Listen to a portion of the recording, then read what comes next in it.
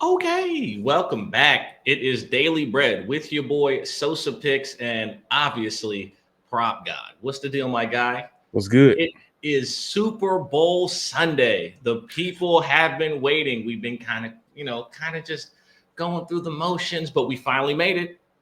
The big game. Philadelphia Eagles taking on the Kansas City Chiefs. It's been a hell of a season, hasn't it? Been one hell of a Yeah, season. I feel like it went back quick, man. We waited. I feel like we waited for months for NFL season to get here, and boom, 17 weeks of the regular season gone, and now we have a Super Bowl. So I hate to see it go, but it's kind of like a whirlwind now. I'm already looking forward to next season. Absolutely, man. It's been a great year.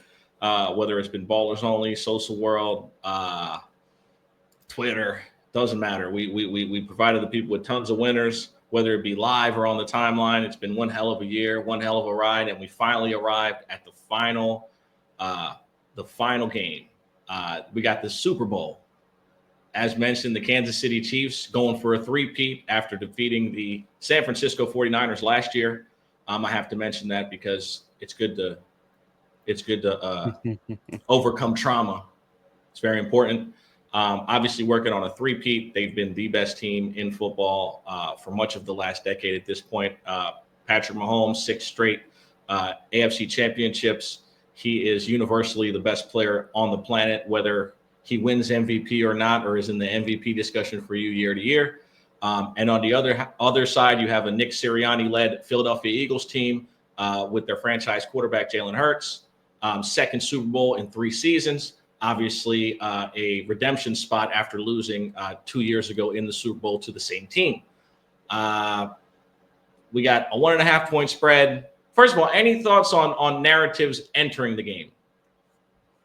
Narratives. Narratives, thoughts, anything, anything that comes to mind when you look at the matchup. I mean, second time in 3 years. Obviously, Kansas City working on a three-peat. Any thoughts, reflections? Yeah, I think the narrative of the Chiefs needing referees. I think that's kind of trash. One player who I appreciate who spoke out about that was James Cook, the running back from the Bills.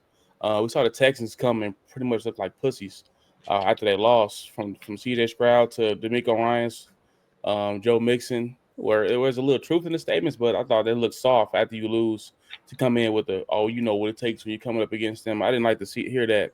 James Cook, they fought to the end. He said, the referees don't leave it in their hands.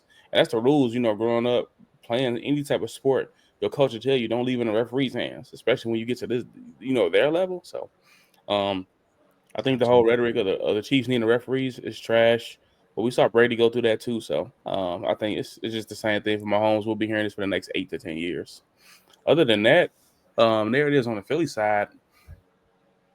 I really don't have anything as far as narrative wise. I think they should be thanking God for Saquon Barkley. Without him, they wouldn't be here. I feel like, but that's just cold hard facts. So yeah, I don't have none on the Philly side.